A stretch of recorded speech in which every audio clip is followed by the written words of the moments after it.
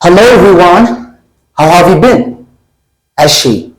ዞዝኒዮ ቪዲዮ ብፖንት ናይ ቋንቋታት መሰልጠኒ ማእኸል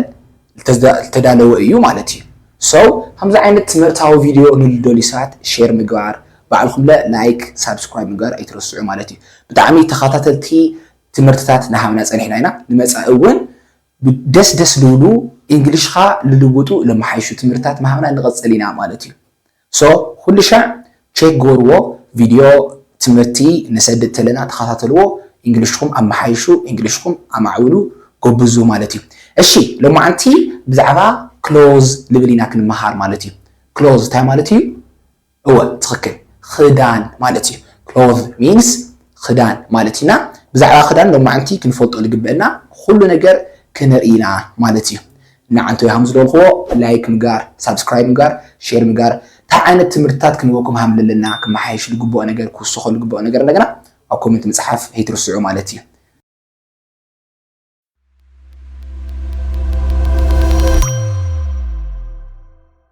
ና መጀመርታ I like your outfit ይብሎ I like your outfit outfit ማለት ኣከዳድና ማለት እዩ። ሶ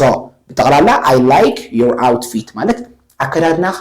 ፎትዮ እየ ማለት እዩ። ሶ outfit ትሪእዎ ኣለኹም ናተይ ኣከዳድና خالي سنة على كردنا نيو ستايل نيو مالتي so outfit هم يو مالتي the next one زين سلستين حدا عين الترجمين نيو مالتي wear your clothes get dressed dress up للازياتن خدان خات خدان نمالنا نتقوم له مالتي so نحدث خدان خات خدان تلو تري لخا كازياتن سلستين حدا مريضكم تتقوم تدخليهم مالتي wear your clothes تلو تدخليهم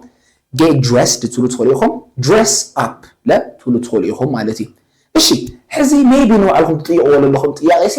ዲ እና አርስ ሃመጊርዩ ድረስ ክባል ግቦ ነረ ድረስ ልባሃሎ ዞዝኒዮ መቸስ ንዓልኩም ጥያቄ ለኹም ትኾንኹምና ዲ እና አር በሓደ ተጣቢቆም ክመጽተለው ዲ ካብ ደ ልብል ድምጽ ወጽዩ ናብ ጀ ልብል ድምጽ ይልኸድ ማለት እዩ ሶ ድረስ አፕ ለሆነ ድረስ አፕ ይልኾን ማለት እዩ ዚያ ቲፕ ገርኩም ሓዝዋ ማለት እዩ alright نقصد እሺ አጽና ንሪዮ ስዌተር ልባሃሊ ስዌተር ማለት ታማለት እዩ እወ ሹራብ ማለት እዩ ኦኬ ሹራብ ማለት ዝገሪ የለለኹ ከም ዝገሪ የለለኹ just ልተፈላለዩ ዓይነታት ሹራባት እዮም ነውና ሹራብ ልባሃል ታይ ይባሃል ስዌተር ይባሃል ማለት እዩ እሺ አጽና ንሪዮ ሸርት ልብል እዩ ሸርት ማለት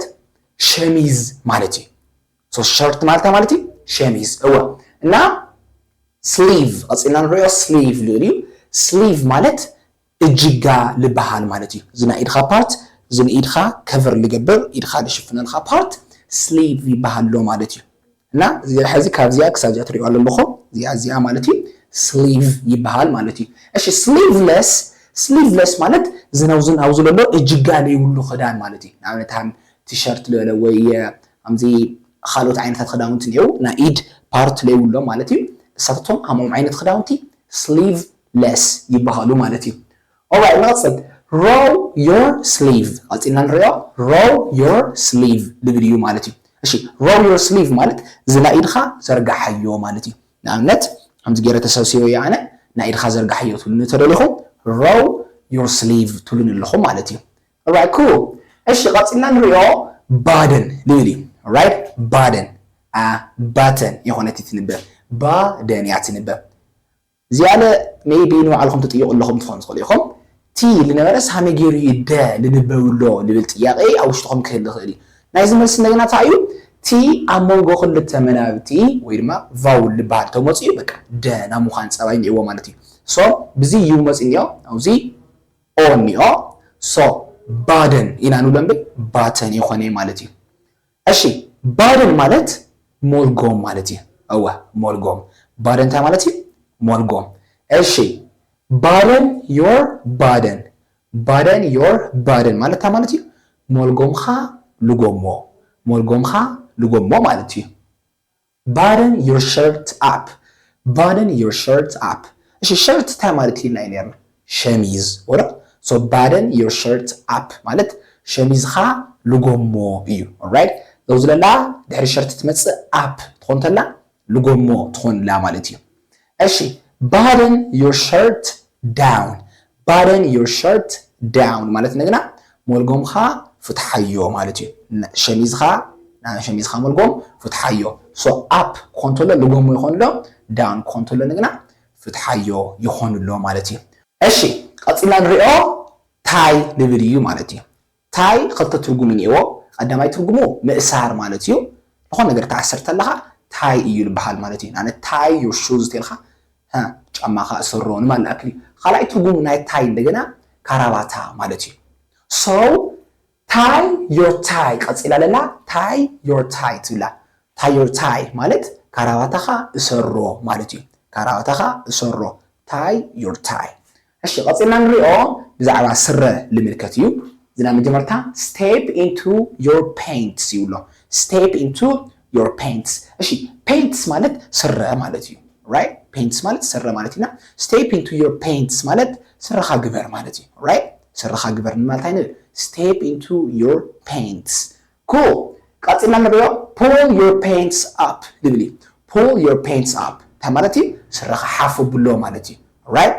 ስራት ሕተ ቢሎ ነረሰብ ስረኻ ሓፉ ብሎ ማለት አይነ እወ pull your paints up እሺ ደሳሊ ቀጥልና ንሪኦ ብዛዕባ ሻርኔላ እዩ okay zip your jacket zip ተማለቲ ሻርኔላኻ ምእሳር ማለት እዩ ዝመሸንቀቂ ምእሳር so zip your jacket ማለት ሸንቅቆ ማለት እዩ right jacket ካስታይ ጎሮ ሸንቅቆ ማለት እዩ unzip ኮንቶሎ እንደገና ናቱ ተጻራሪ ማለት እዩ ፍትሐዮ right መሸንቀቅና jacket ካስታይ ጎሮ ፍትሐዮ unzip your jacket unzip your jacket ይኾን ሎ ማለት እዩ እሺ ቀጥልና ንሪኦ belt ልብል እዩ belt ማለት ቆቶ ማለት እዩ right ናስረ ቆቶ ክኾን ክእል እዩ ናመኪና ኦቶ ክኾን ክእል እዩ belt ይበሃል ማለት እዩ so do your belt ማለት ቆቶኻ እሰሮ ማለት እዩ do your belt ቆቶኻ እሰሮ ንኣብነት ናሰረኻ ኦቶ እሰሮ ንማል do your belt ኢና ንብል ኣብ መኪና ሓደ ሰዓት ይከፍተሉ ቆቱ እንድሕር ላይ ገበረ ኮይኑ ቆቶኻ ጎሮ ንማል do your belt ኢና ንብል ማለት እዩ እሺ ቀጥልና ንሪኦ ዝለ ብዛዕባ ስረ እዩ boogie pants ይብሎ boogie pants ማለት ብጣዕሚ ገፊሕ ስረ ማለት እዩ ሲሉ ገፊሕ ዝኾነ ስረ ተሃሊ boogie pants ይበሃል ማለት እዩ እሺ ሕዚ ብዛዕባ ጫማ ልተመልከተ ክንርኢና ማለት እዩ ጫማ shoe ይበሃል ማለት እዩ shoe ጫማ ማለት እዩ so shoe lace ማለት ናይ ጫማ